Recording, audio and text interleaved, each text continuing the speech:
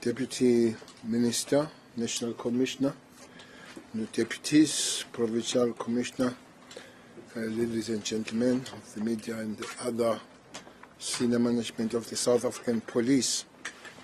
In line with the SAPS ongoing effort to combating crime through decisive police action and robust community involvement, 5 months ago the country was introduced to a success-driven, decisive policing approach in communities impacted by high level of the crime. Under Operation Chanela, South Africa saw simultaneously high-density police operations. Since the adoption of this crime combating strategy in May, the SAPS has mobilized its resources to ensure heightened police visibility. Each week, boosts on the ground are manning regular roadblocks, conducting stop and searches, and are, amongst other things, tracing wanted suspects, especially those who have committed murder, rape, and gender-based violence and femicide-related crimes. While policing is a 24-hour operation, the police fight serious and violent crime is intensified strategically across the country. This is part of high-density operation rolled out over the weekend starting on Thursday right through to the early hours of Monday morning. This confrontational policing approach is proving to be useful, especially in the SAPS works closely with other law enforcement agencies to stamp out the authority of criminals and put the authority of the state. According to our weekly countrywide crime scan, police are improving their responses to crime and are pushing back on criminality. The Western Cape is no exception. Over 155,000 suspects have been arrested for conduct and serious crimes such as murder, rape, robberies, and hijacking throughout the country. Thousands of these suspects have been arrested in this province since the start of Operation Chanela 5 months ago.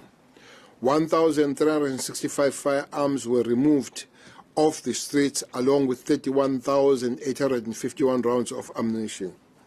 Under the leadership of Lieutenant General Bheki and his management team, Western Cape Police have since April 2023 made numerous arrests of suspects accused of serious crimes. SAPS in this province have in the past 6 months arrested 978 murder suspects and removed 941 more individuals for their alleged attempt to kill another person. That would be attempted murder. In the same period, Western Cape courts handed down life sentences to 11 murderers and 14 rapists. Kidnapping, which has been highlighted as a crime of concern, especially in the Cape Town area, has also been dealt abroad through policing interventions. From April to date, there has been 13 incidents of kidnapping for ransom. 7 of the cases have been solved through arrest of 28 suspects. 3 vehicles have been recovered, while 2 people were convicted to life behind bars for kidnapping. Overall, 278 suspects are behind bars or before the courts for their alleged involvement in kidnapping-related cases, including domestic kidnapping. Over 6,000 violent and dangerous assaulters were also arrested, while 798 people were placed under police custody for aggravated robberies. Since April to the end of September, targeted police operations have resulted in the seizure of drugs, vehicles, firearms, and counterfeit goods with a combined value of 140 million. 31 million rands of the seizure were from operations aimed at removing drugs in communities. So while police are making inroads in the fight against crime in this province, it is deeply disturbing and unacceptable that over 100 people were killed in the Western Cape alone in a week's time. As we sharpen our responses to crime, thugs are becoming more present and trying to unleash fear and terrorism in the communities such as Gugulethu, Mallenberg and Reverend Smith, where we have seen shootings resulting in multiple deaths. The shootings have been ruthless, killing women and children, professionals, breadwinners, and even one of our own warrant officer, Lindela Mkhaqisa, was not spared. The close protector to the Deputy Minister of Police, Castle Matale, was one of the 5 people killed in drive-by shooting on Saturday evening at Gugulethu. Police reports indicate that 4 men and women were shot and killed when the parked car they were sitting in was shot at. 3 suspects are being sought for this crime as police piece together valuable clues to make a breakthrough in this case. On the 25th of September, 5 men aged between 46 and 52 were shot and killed while sitting inside 2 vehicles parked on Feke Street in KTC Gugulethu. 7 suspects have been identified and police are hot on their heels on the suspects. On the 25th of September, another shooting took place, this time in Reverend Smith. Anti-gang unit investigators are investigating the deadly shooting that claimed the lives of 3 men. Commissioner, arrest cannot be luxury or a nice to have. Whatever the motive for these shootings and murders is, decisive police action and robust community involvement is urgent if we are to put an end to this. All policing resources and efforts must not be spared for anyone or any grouping that attempts to cause fear and panic through violence and death should be dealt with. This is the only way we can ensure that such crimes do not repeat or become a weekly occurrence as we saw in the recent past. Police have worked hard in putting behind bars those who were responsible for the deadly shooting. It is clear there is a new crop of criminals who want to claim their space and believe in using present violence to do so. They must be stopped at all costs, and they must be stopped now. It is on this score we are reinforcing policing. As a preventative measures, a decision has been made to saturate the area with different disciplines of SAPS combat units operating within the Gugulethu areas and beyond. These operations will be extended to the Cape Flats, guided by crime pattern analysis, to enable communities to live a peaceful life thereafter. We also believe a change in the management of Gugulethu Police Station and General Police Precincts will go a long way in stabilizing the area. The reinforcement of policing intervention includes capacitation of the anti-gang unit and the broader detective capacity in the province, which is in line with the national program of re-enlistment of detectives back in the SAPS. Applications are there, and the invitation is there to invite the detectives that have left the service. Over and above, the national intervention and additional 2,600 more SAPS trainees who are currently training in police colleges will be much needed force multipliers when they graduate in the next 2 months to come back here. They will be deployed to high crime areas, especially in the Cape Flats. We also call on the community to come forward with information that can assist in any policing investigation. Someone somewhere knows something. I wish to end my address by emphasizing the point that South Africa is not and will never be a haven for criminals. As long as the long arm of the law will not be selective, nor will it be kind to any person that should be pursued. The wheels of justice do turn, as in the case with wanted suspect Ralph Stanfield, who with his partner and 2 other accused appeared before Magistrate Court on Monday. The ministry joined the national and provincial management team in attending the court case. We also commend the police for bringing to book an individual who has been a subject of numerous police investigations around other crimes that too have brought fear and violence to the people of this province, to such an extent that potential witnesses were forced into exile due to threats and intimidation that might lead to their assassination on this one. The case in line with our stance as the SAPS to squeeze the space on organized crime in South Africa. Thus far, investigations into this case should also reveal and dismantle the organized crime syndicate in the province. In other news, the Ministry and Police Management would like to send their thoughts and prayers to 9 officers in Cape Town who were injured in a motor vehicle accident on the N2 on Monday. Police reports show that the truck which lost its load and fell on the convoy of police cars on which they were traveling. We wish them a speedy recovery.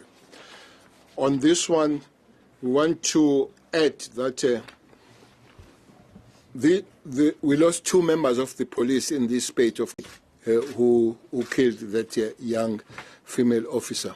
And 1 person also has been arrested in terms of the shooting that 2 groups were shooting them between and among themselves in Gugulethu. Somebody has been arrested, appeared in court yesterday, who police are working with to get an extra information around the killings of that have taken place in Gugulethu and around Cape Town. As we have said, the names of 7 people that have been identified responsible for the killing and shooting on the 25th have been identified. We are pursuing those people plus 3 that are involved in the second shooting. So that's what has happened. We are pursuing, and the investigations are continuing on the case that was famous and known yesterday. It was in court, and we believe that the investigation will be revealing more and more, and it is enough to say so. But when the time comes, you'll be here to hear there might be some serious issues in those investigations. Many things will be turned upside down when the investigations are over. Thank you very much. Thank you very much, Minister, for that. Those opening remarks. We now allow for the second part of our press briefing, which really involves you as a member of the media posing questions. You know the drill. Please identify who you are, and also who do you wish to answer your question. I just want to confirm you do have a copy of the speech. I have hope that you have a copy of the speech. But with that, can we just maybe get an indication, raise of hands, who is going to ask the first batch of questions? All right. Let me take the first. I can't see, there's a light on my face, so you'll forgive me if I can't see who it is, but I do see the SAPC and Newsroom Africa, and then I see you there, my sister, at the back. All right. So let's take the first 4, and then we'll come with you guys. Okay, cool. Go ahead, Vanessa. Will it be 1 question each, or can I put my questions in a batch? All right. I'm not sure whether this is for the PC or the Minister. Yesterday at... Who are you again, my sister? Sorry, Vanessa from the SAPC. Warrant Officer Bheki's family had concerns about not being able to identify his body due to the lack of an I document. Just where is that process? Because they seemed extremely relieved over that, and also that at that point, before your visit, Minister and Commissioner, there wasn't, according to the family, an investigating officer visiting them. So if you can just give us some clarity around that. The second question I had was around the matter of, you speak about, Minister, extending resources. Extortion seems to be a big issue. Is there still a dedicated extortion to some of the themes we've seen? And then thirdly, this one is directed to Minister of Police. Minister, the Parliament's Ethics Committee, we understand society, and we understand that there should be an apology. If you could just make a comment on that one, please, Minister. Thank you very much. Thanks, Vanessa. Go ahead. Good morning. Merci from Newsroom. I've got 2 questions, and I think they're directed to the Minister. The first one is in connection to the 3 men that were arrested in connection to the murder of Hillary Gadi last year. We understand that they are initiating civil claim or planning to sue the ministry, Mpumalanga SAPS, including national, for over 300 million rand. Is the minister aware of that? And I think the second question in regards to boots on the ground in Kuguletu specifically, you have quite a few plans for that community, but I just want to find out, will we be seeing these operations that will be in communities like Kuguletu being intelligence driven, taking into account the type of plans that the criminals on the Cape Town are using? Thank you, Yujum. There you go. Siobhan from the Cape Times. Try use your microphone. Siobhan from the Cape Times. My question also relates to the Ian cabinet comment with regard to that one. Apologies that should be issued. Okay. It's the same question. Yeah, it's the same question. The, All right. the Honorable Camera. Yeah, colleagues, if you can just use your microphone so that we can all hear you, including myself. Minister, go ahead. The first question of yesterday, the documents, Pategile will answer that. The task was given to him. Extortion units, Pategile will answer that because he's responsible for that in Cape Town. Find me guilty. So that's a headline. Cele has been found guilty, and what is even more laughable. It's a sanction. What Cele must do. No, simple. We are taking this to review. We don't agree with it. There are steps that can be taken going forward. We absolutely do not agree with this outcome. So the Minister of Police will be taking this to review. So maybe we'll talk then when it comes there. The issue of Gadier arrest, you can't say people should not take the police and whoever that they want to take forward. But what I know, as they do that case is not over. Those investigations are still going on. It could be 1, 2, 3 people. So maybe when those investigations have been closed and shut because nothing is happening, that thing will then come. But for now, it's their right to continue, but also is the right of the police to continue in investigating. Boots on the ground. Our problem indeed is Gugulethu, but Cape Flats cannot be ignored. Around Cape Flats, the crime of Western Cape should not be termed as a Western Cape crime. Actually, it's a Cape Metro crime. There where most of these criminal activities are happening. Yes, the focus for some reason has been on Gugulethu. I don't know when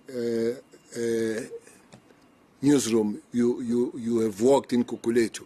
If you have worked from last night, you would have realized a serious difference and in the exits and entrance of those semi-permanent roadblocks as we speak, as you go to Gugulethu. I'm not going to give you the numbers if you go there, but you realize that something has changed, and we are going to keep it that way until the place is finally stabilized, and we are satisfied that we have swept off all those ugly people and those ugly-hearted people there. So indeed, but that does not pin us down in Gugulethu. We are working on the broad Cape Flats, but Gugulethu, as I've said, that is an area at the present moment that is pronounced, and we are working, as I've said, that any one of you can go there and you will realize the difference of the saturation of the place since last night, yesterday. So I will then allow the first question, the extortion one, and the question of the of the help of the assistance. Maybe make things easy if we move here, particularly.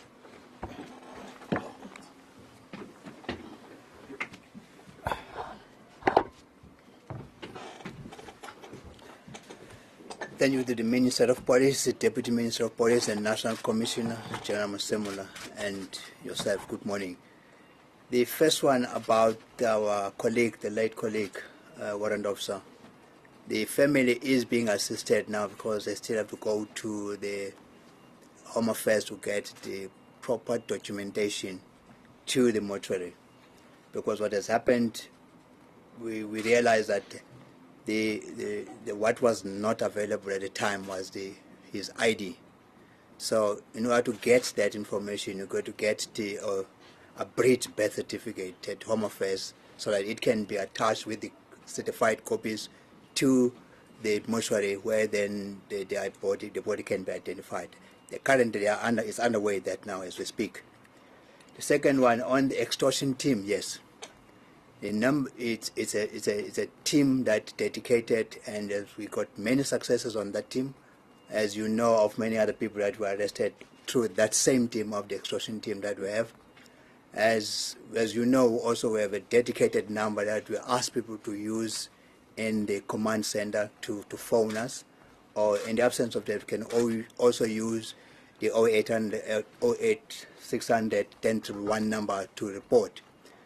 What we are appealing on is that please use that number, because we see now that there is actually not much that's been reported on these extortions.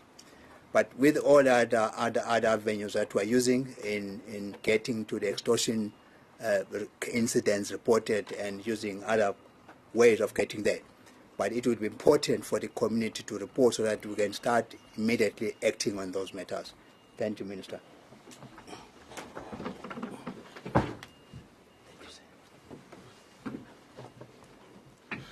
On the question of the family, you also raised the issue of the dissatisfaction of the that was a funny one, because the wife was very thankful to the police.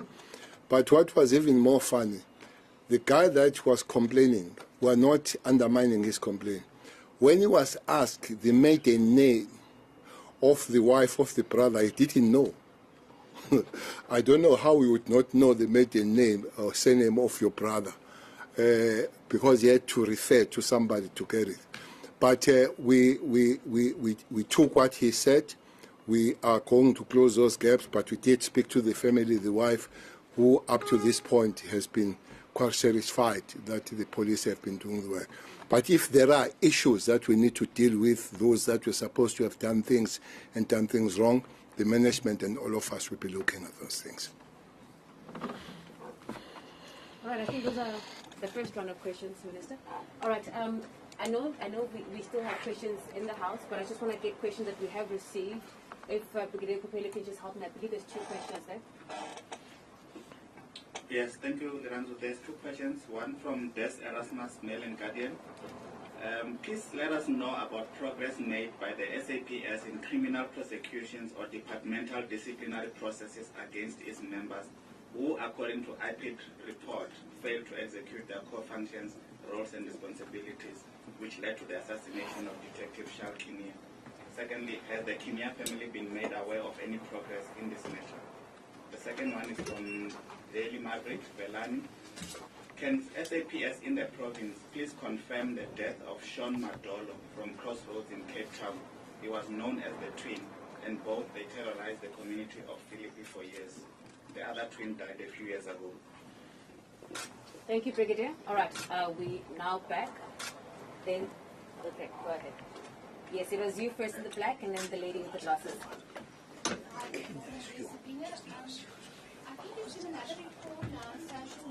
Bring your microphone closer to your face, please. Better? Yes. Yes. Thank you.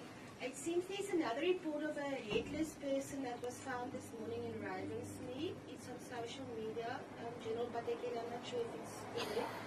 But what I want to know is, do we have more incidents of violent crime and really more brutal crime like this, where people bodies are mutilated? Is that something that's standing out at the moment. The society getting more brutal in it now. All right. Go ahead, ma'am. Nicole from News 24. Just to add to my colleagues' questions on extortion, what steps are being taken in partnership with the City of Cape Town specifically to address extortion at city construction sites? And then the police have made quite a number of successes. Large, well-known gang leaders who have been linked to extortion and racketeering are either on trial or in the process of going on trial. So who is behind the extortion that we're still seeing? Is it the same players or are there new players entering the landscape? And then just for the Minister, you mentioned that there were 2,600 trainees that will be graduating soon. Of that, how many will be dedicated to the Western Cape? Okay. There you go, Mike. Carlo from EWN. We heard the Minister speak about renewing policy and saturating areas, crime hotspots and operations, including the anti-crime unit, and inviting some of those detectives to come back who have left. Could you just elaborate a bit more about that, please? Okay. Can you excuse me one more, Minister? One more? Okay. No, you are literally lost in the queue. Okay, my sister there. Yeah. Zanele Mbana, Cape Town TV. Yes, Zanele. I'm not sure if my question is for the National or Provincial Commissioner, but my first question is, in 2022, the national DNA backlog stood at 40,000. That was for sexual offences at the SAPS forensic lab. What has been done about this? And my second question is, cases have been thrown out of court due to DNA backlog. Why is there backlog at the forensics lab? All right. I'm just going to take the last one then. There you go, my brother. It's your turn. Sorry, Aka from HFM. Minister, just want to get a clarity about the deployment of resources to populate in other parts of Cape Flats. How many officers are going to be there? How long are they going to be there? And lastly, Minister, the residents of Tokuletu have been raising concern about the lack of crime intelligence to determine what is behind these mass shootings. What can you share at this moment? Thank you, Minister. All right, colleagues, I think those are the questions for today. Okay, yes. My question actually is regarding the guns that I use. And introduce yourself, please. Okay, my name is Siviwe Melapi. I'm from the Cape Distance Group. My question, I think, is for the Commissioner. I would like to know what is the anti-gang unit doing about the guns? What are they doing to confiscate the guns that are being used? All right, question related to firearms for you, General. All right, let's take those responses, Minister and Generals. Okay, the first one will be National Commissioner on Kenya.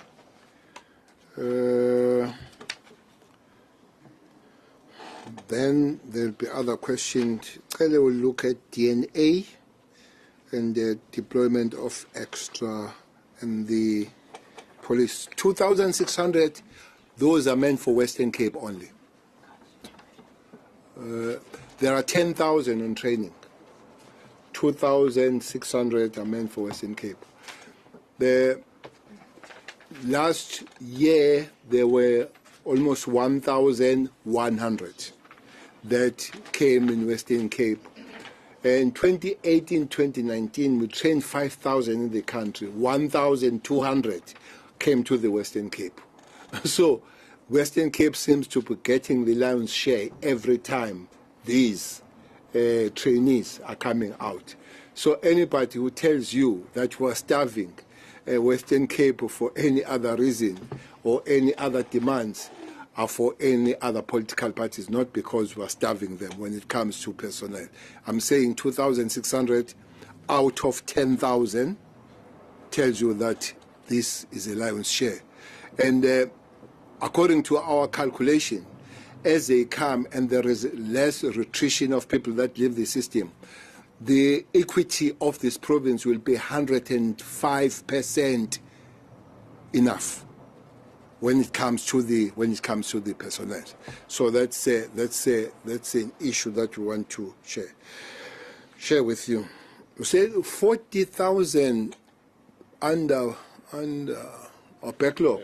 Who asked the question? Zanele. Zanele. It was never 40,000 backlog. It was 241,000 backlog, not 40. And out of that backlog of 241,000, a month ago, it was only 126 left. 126 left out of 241,000. One thing that has been happening, there should not have been the case that has been thrown out, because prosecution and the police were working together on the court-ready cases waiting for DNA, and those cases were 34,000, where there was a special attention to those cases to deal with that DNA in particular for that case. So they could not have been thrown out then, because NPA all the time, even under those trying conditions, were 34,000. When it comes to DNA, as you speak, on the 31st of August, the President opens the state-of-the-art laboratory in Gqeberha. And Gqeberha or Eastern Cape don't send their DNA samples in Western Cape anymore, because they are doing their own, which is the best laboratory, even with best machines than Western Cape and Pretoria. So that has put a new capacity, has capacitated laboratory capabilities when it comes to policing in the Republic of South Africa. So we believe we'll never go back to that situation. The General Mlauzi, who is here, yes, who is responsible to monitor all laboratories, who is a scientist himself, monitor all laboratories, see that all contracts are sustained and maintained, all machines are maintained, and the personnel is adequate. We have just employed more than 100 BSCs who will be working in these laboratories, making sure that laboratories will never go back to the situation where there was that kind of the backlog. So we are fine when it comes to that. DNA and other things, ballistic, chemistry, and the document analysis and all that. That will be that deployment of the extra, and I'm sure Pategile will give the extra. But indeed, I don't know when you last walked in Kukuletu. If you do go today, we'll see the difference. And yesterday, I personally met some structures in Kukuletu. They did raise the issue of intelligence and the management at the police station. This National Commission, provincial, and all of us, again, were attending the meeting tonight of the community there, and we're attending the meeting tomorrow at 10 of the community there. We'll be listening to those things. But as we sit here, as we're seated here, concerning the management in the station, decision has been already taken. You can expand who's responsible for that, but already there is an action that has been already taken when it comes to the management of the station, which we hope we will help. At one time, when you visited those two stations, Nyanga and Kukuletu, people were very much complimentary of the management of Damoy and Nita. I don't know what kind of police is Nita, because the community of Nyanga really fought us when you took him away. But if you go to Gqeberha now, you can't take him away, because those people will fight you there. I hope we have... Is it for him? But I'm saying people there are very satisfied with his job, as they were satisfied here. I hope we can produce more Nitas and who can be gained by the communities and all that. Kenya Meta, National Commissioner, and yeah.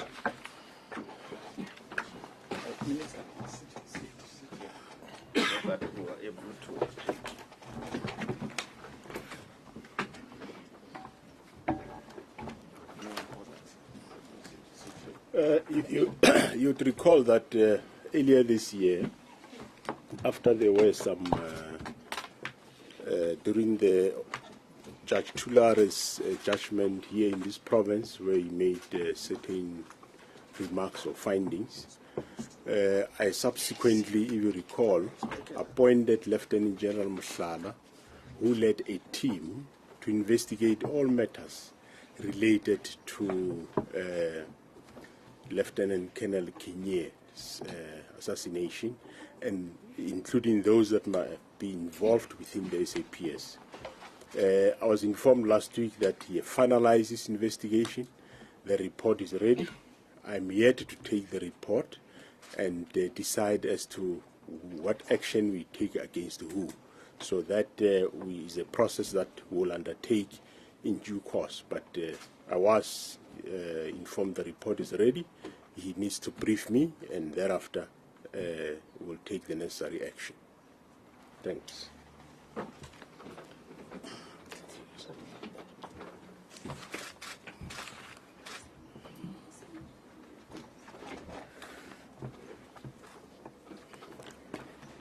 Thank you, Minister. I will start with the last question on the guns.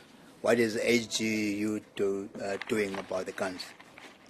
As you have seen in the media statement that you have, 1,365 guns have been taken away from the state from the 8th of May. I'm not talking about from January now, I'm talking about just this period. That's how we're getting guns every week, the minimum of 40 guns that were taken out from the streets, and many of them were looking at the origins of these guns. What we've found in most of those is the guns that were the deceased estate guns that have not been reapplied for, or the ones that have people lost and broken from the cars and their homes. And many of those, unfortunately, it was going to take time because numbers are filed off to etch those numbers. But that's what we're getting for now in the majority of the guns that we're retrieving from the street.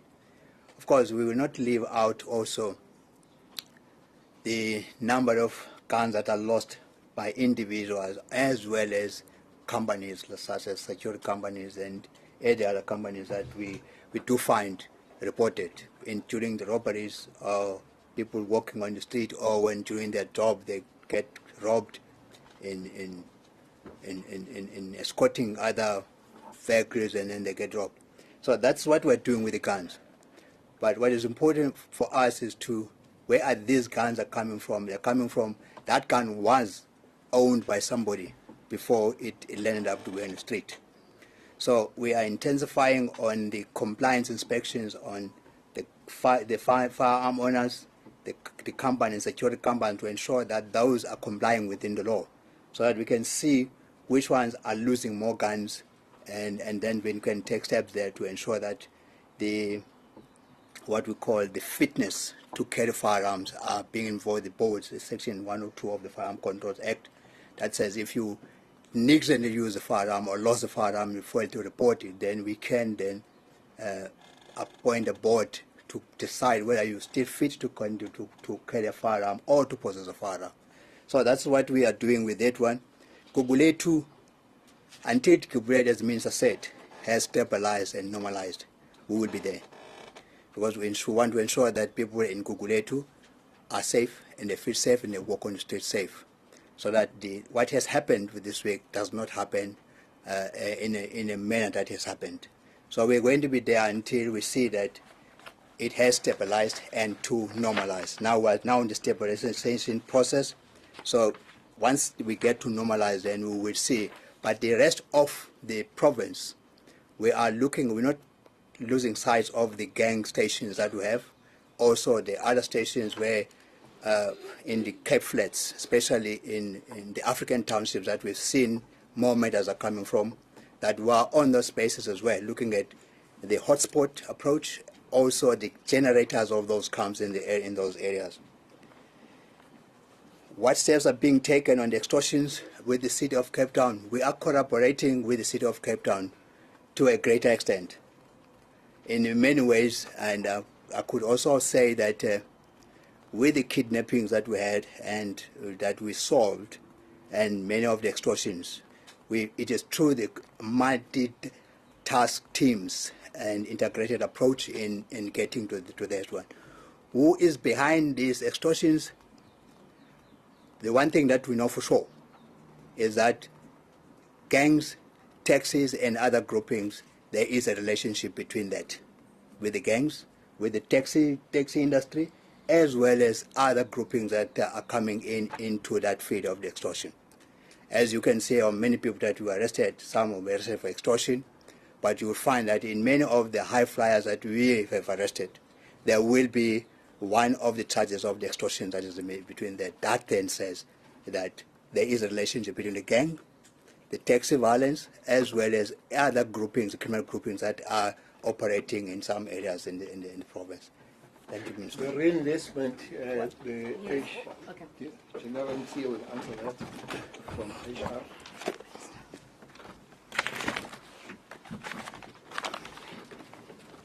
Thank you, Minister. I'll be responding to the question on the reenlistment of the detectives. Maybe I need to start off by indicating that it's not the first time that the SAPS embarks on a reenlistment process. We have done it before, but previously the focus was on all the environments within the SAPS, VISPOL, and the detectives. However, this year, the management of the SAPS has taken a decision that the focus will be on the detectives, primarily to capacitate our detective services. The process is aimed at inviting those police officers that have left the service through resignation and that left with a clean record. I must indicate that we have received in excess of about 2,600 applications so far, and the selection process is underway, and we will be subjecting them to a psychometric test where we'll be testing their cognitive as well as their personalities, and we'll also be subjecting them to the fitness assessment, and they'll be going for the medical assessment. And once that process is finalized, then they'll be placed, and we are hoping that this process will be finalized before the end of this year. Thank you, Minister. Minister, there are two more questions for General Patekile before you close up the press conference. Brigadier Pupeli, please can you help us out with those questions, please? Thanks, Liranzo. Daily Maverick again. The second question for General Patekile. This past weekend, officers had their hands full and a large number of young people were heavy on alcohol. This was presumably linked to the school holidays. Are you able to confirm that SAPS in Cape Town in particular dealt with cases of drunk youngsters, rape and hit and runs over the weekend? The last question is from Lisa Lee Solomon from News 24. There are some communities requesting police stations in areas such as West Bank because they don't have a station and are forced to drive to Philippi or Delft. The Delft community is also requesting another police station to deal with the influx of crime. What is the process in getting a police station to communities? Thanks, Liran. Thank you, General. Thank you, Minister. There was a question that I missed of the headless body in Beach Valley in Mitchell's Plain. Yes, we found that body, but it is not common. It's actually a very strange one that we found headless body, and the head is found far away from the other one in a plastic bag. It's actually a very strange thing, which we hope that it will not happen again. But we're still making an appeal to everybody to assist us to find out who is responsible for that. Now, coming to the issue of the stations, West Bank, which is in Mfuleni.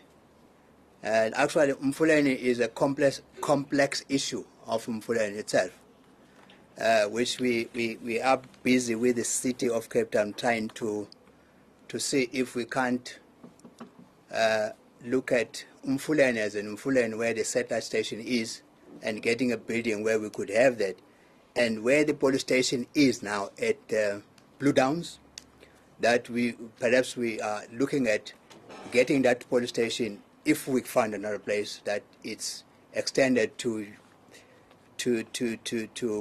cover the West Bank, because West Bank will be much closer to Blue Downs because it is there. If we remove the Mfuleni township as Mfuleni as a station, that's why we're currently doing that work study as we speak now. with the city, we approached that, we identified a building that we could use as a contact point. But what we've done, the satellite in Mfuleni, we've beefed up with more members to attend to Mfuleni, and West Bank is actually closer to the police station itself. But what we could do through sector policing and mobile police stations, we'll be looking into that in that area. Now, what is the process of getting to a police station? Applying for a police station, we do a work study. But as we understand, a police station itself is resource hungry. But when we look at mobile police stations, as we're now doing approach, that's the only approach that we could be doing a temporary measure, especially in Delft. We've seen the expansion of Delft, especially now that it's more expanded, and we've received that. We've heard about the people looking for a police station in the other part of Delft. But at this stage, there is work study that is underway. But what we are doing now is find another mobile station to be temporarily in the area, which is central to the point that the people are wanting to use as a settler station. Drunkenness in Delft and all parts of the province,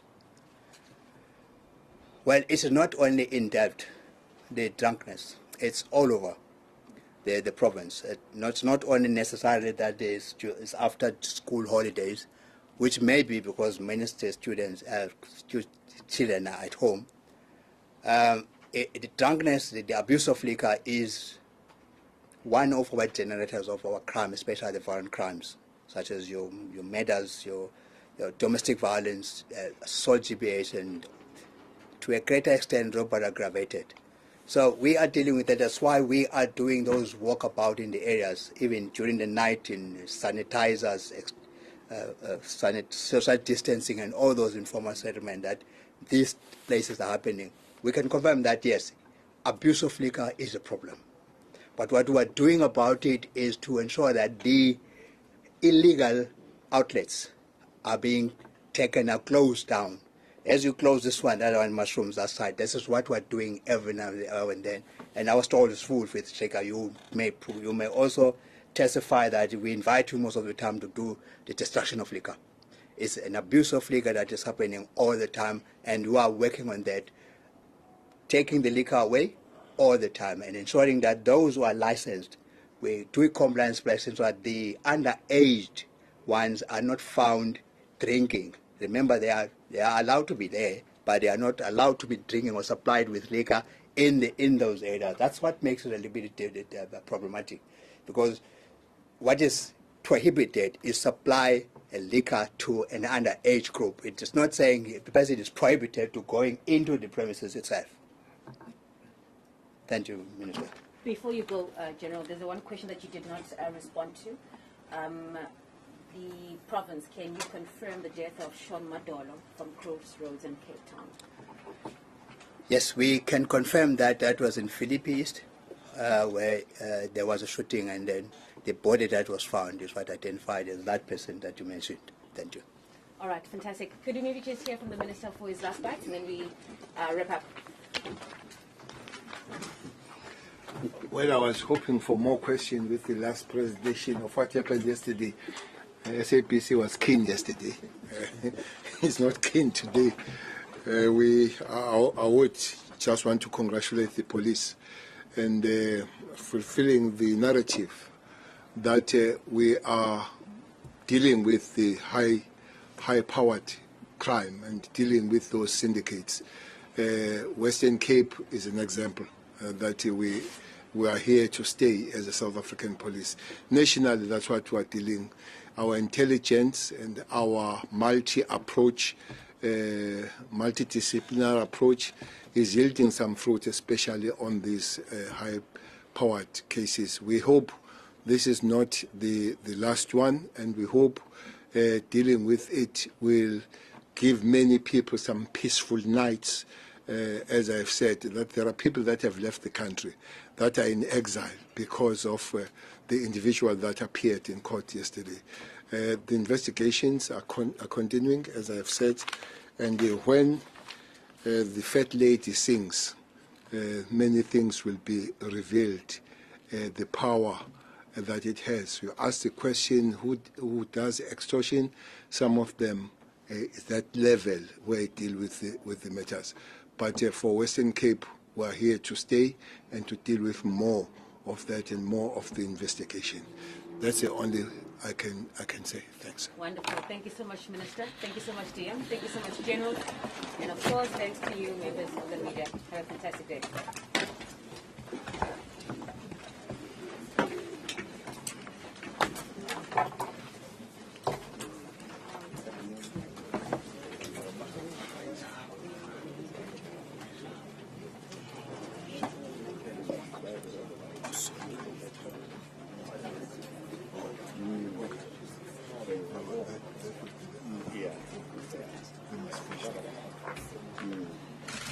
Thank you.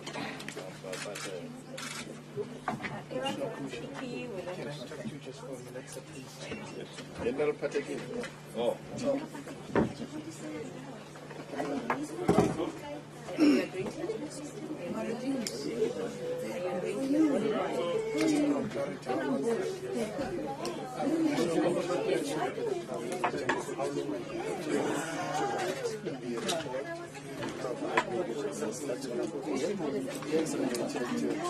Judgment